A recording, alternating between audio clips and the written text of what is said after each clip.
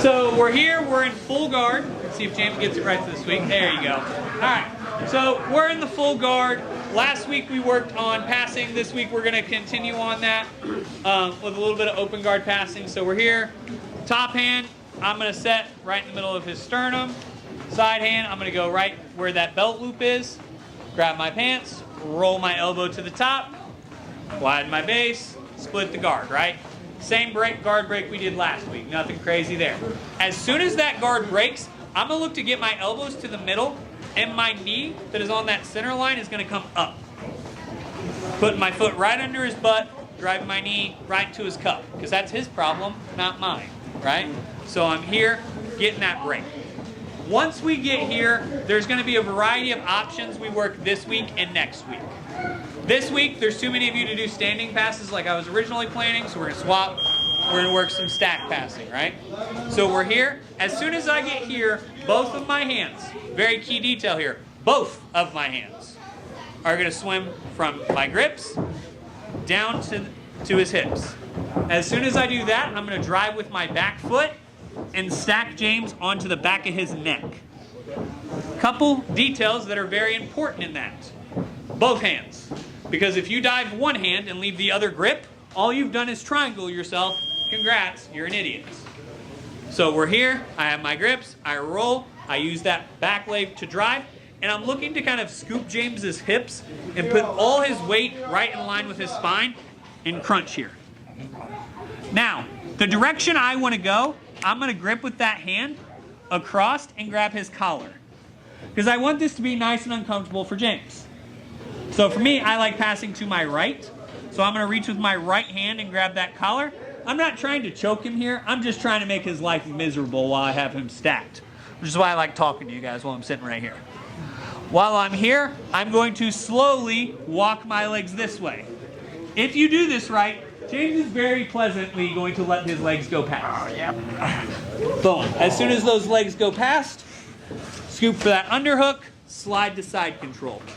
Couple details on side control I want to make sure we're focusing on. Making sure we're getting this elbow to our hip, whether that's scooping it, re-attacking it here. Making sure our knee is in line with the top of his head. Our bottom knee is right on that bottom wrist. Once we're there, good solid grip, secure the position. If you do this right, by the time you're walking past them, they should be very, hey, I'll just move my legs for you. I got it, John. Don't worry about it. If your partner's not going while you're doing this, you haven't stacked them properly. Okay? So we're here. Boom. Turn James this way. Boom. I set my grips.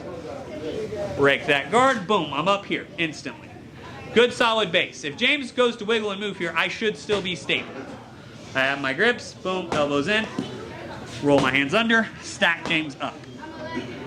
Once we're here, my hand goes into that collar, and I'm just being a jerk, really. This isn't going to choke anyone, but here, I'm keeping all my weight over my chest and over his hips. As soon as that comes through, look to scoop that elbow up, come to that side. You hear that sigh of relief that James has every time I get to side control? That's what your partner should feel. I go, thank you for please going past. I appreciate you doing that, because this sucks while you're in the middle of it, okay? Questions on this? So the reason you're going out? On the collar grip? So, reason I like... I know there's different reasons, but... Yeah, so for me, if I am going to force any collar grip from side control, it's going to be off this grip, and I'm going to go paper cutter. Where if I'm here, it just puts a lot of flexion on my wrist. So for me, I'm going to go thumb in. Because if I want to go paper cutter here, even if I'm not going to really try to finish it, I'm going to threaten the paper cutter to get this hand up, which then will allow me to attack and engage and do those. That's preference, whether you go thumb in, thumb out. Not the largest detail. Leading into something further. Yeah, like I said, I like that thumb in grip because I feel like I get better elbow pressure. And if I do want to really threaten you with a choke, it's going to be that paper cutter from the side. Other questions? One more time. As James, I'm sure, loves. Oh, yeah. This way. Boom, I'm here. Split that guard. Knee up that center line. Swim both hands, stack his hips, hand into the collar, slow, steady walk, let those legs pass, settle into side. If you like that collar, keep it pressure. If not, come to regular side control. Did you grab the belt? I don't generally grab actually the belt when I'm doing this. I like to grab kind of right here on his pants, kind of where that loop is. Because when I'm here, I'll roll my hands here, and I like to just scoop them up. That way, it stacks his hips better, puts more of the weight over his neck. Well, when you originally got your grips. Here to here. Yeah, I thought I saw you grab I'll grab here sometimes if it's no-gi. before Here. that, like right when you got your grips. As you're breaking. Oh, as I'm breaking? Yeah, you can grab right. I grab right on the belt line. But I'm not particularly grabbing the belt. Because most people suck at tying their belt. And if you're more than about 30 seconds into the match, it's this. So if I go to move that, I won't have a good actual anchor. Where if you grab that collar right there. So on most gis, you have the stitch line right here. And that's what I'm trying to put kind of on your center line, so I have good control of your trunk movement. Does that make sense? Other questions? All right, beware of the space. You've got a lot of people on the mat. 1, 2, 3. So I'm here. I got James. Good things are happening. Boom, I break. Boom, I get my knee up. I go to pass. As I stack James, I go to walk by, and James doesn't suck at jiu-jitsu. So he's going to push his frames in, and he's just going to make it difficult to get past, right? It's like, hey, I'm trying to go this way. You're being a real jerk about it. What can I do? All we're going to do, hike James forward, slide our shoulder through, sit away from it. Sit facing away. Once you're here, you have 2 options. Slide yourself back, stay in reverse side, act accordingly. If you're not a reverse side fan, I understand that, I'm not. Knee back in, turn this way. So we're here. Boom, I get James stacked. I'm trying to walk by and he's framing, walking his hips away. He's just being difficult. I post that hand, turn that shoulder, back step into reverse side. You can stay here, you can transition. One of my other favorites is you back step.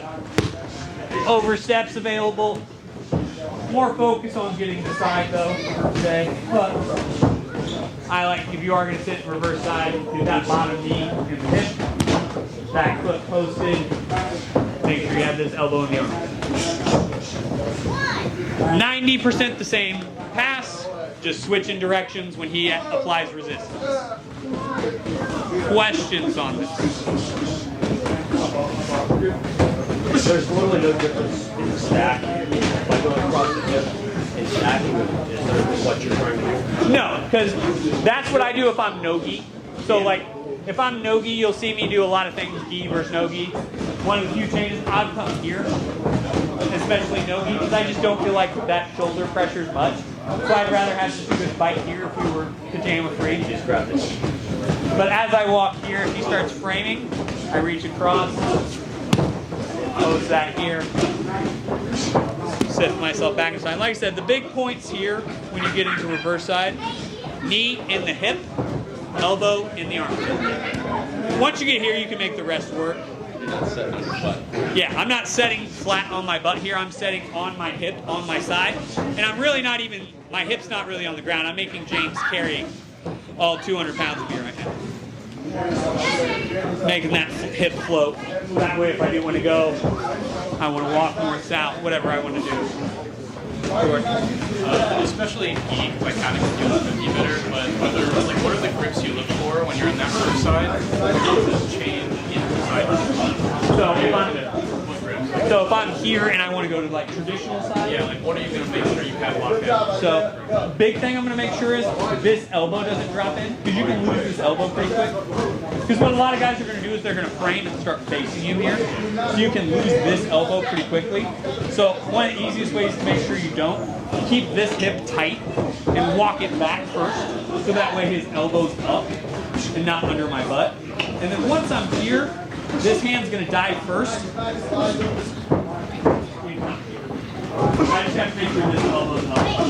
Because if his elbow's down, you're kind of in like in here. Because what a lot of people will start doing is they'll start turning into you here and you'll lose that elbow and then I just come here. So you're approaching it the same way.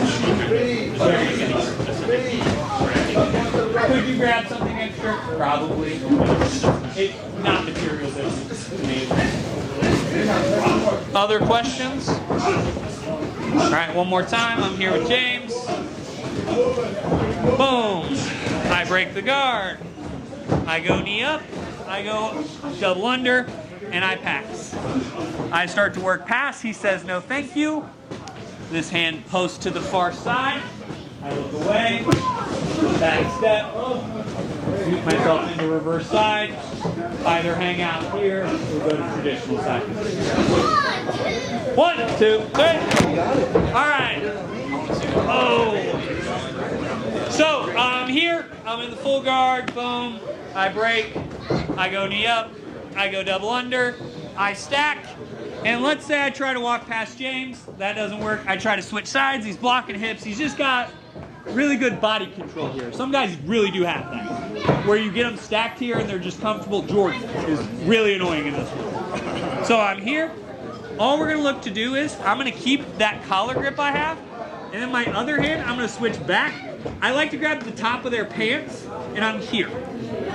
I'm going to walk forward to where I'm in kind of that seated position. I'm going to sit him up and follow around. Your goal is to end up in this side saddle position and then work from there to either take the back, work chokes, you can go crucifix, variety of options once you get them there. But basically, you're just forcing them to back. It's like, hey, stop being annoying. If you're going to be annoying, fine, go this way. So I'm here with James. Boom, I break, knee up. Here, I walk him up, and I just can't get past. All I'm going to do, grab that pants. If it's no gi, grab your mask. Boom, I'm here. I'm going to walk him forward. As soon as his legs touch that mat, I'm looking to come elbow over and come to this side saddle position. Once you're here, make him carry you. You do not want knees on the mat. Feet in, driving in. I'm making him carry all 200 pounds of me right now. I'm pushing into him, so that way if I want to take the back, crucifix, whatever you want to do, that option's available. Questions here? When you let go of the collar. So, it's kind of a bop, bop, bop all at once. So I get him stacked here. Once I get him going over here, that's when I'm generally going to let go because I don't need this control point. I let go of it last. And then you're right. So you turn your knee and your hands at the same time. Yeah. Your inside knee is there. You switch to outside knee, outside knee. Yeah, because then it's going from trying to go from control to control as much as you can in the middle of a back. Not always going to be perfect, but that's what you're forced. Now, realize if you do this in a comp, you will not get pass points. You're like, Dustin, but I passed his guard. Yeah, it's stupid. I don't agree with the turtle is not a pass rule. I'm not got, king of the world yet. Try it, right? But you will not score pass points there, but you can score back, you can score other attacks from there, and move forward from there. Alright? What's the detail to make sure that you get behind his arm so that if he starts to stretch or he's quick in the roll, he can't go stretch? So if I'm here with James, boom, I get him here. As I start to force him forward, even if I'm no-gi, I'm going to look to get my hips into this position here. Because if James back rolls and tries to wrestle here, it's getting that back step. It's being in that kind of, for lack of a better, you're in that kind of this position here. Because the second his feet goes, you can step back into that back step. Which will make any, like, if he back rolls and tries to shoot there, which will be a reaction, you're going to be out of the way by the time he can get his feet up. Other questions? One more. Here with James. Boom. I get my grips. I break his guard. Knee up. Double under. I try to pass, I try to pass, he's being difficult. Grab yourself some ass. Get into that squatted position as he comes over. Into that side saddle and work from there. 1, 2, 3.